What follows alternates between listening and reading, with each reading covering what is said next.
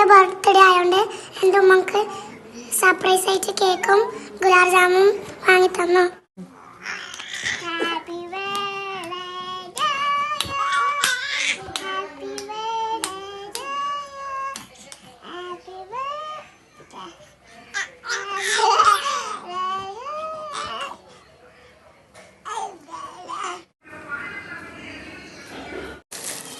അതിന്റെ വീട്ടിലെത്തണ്ട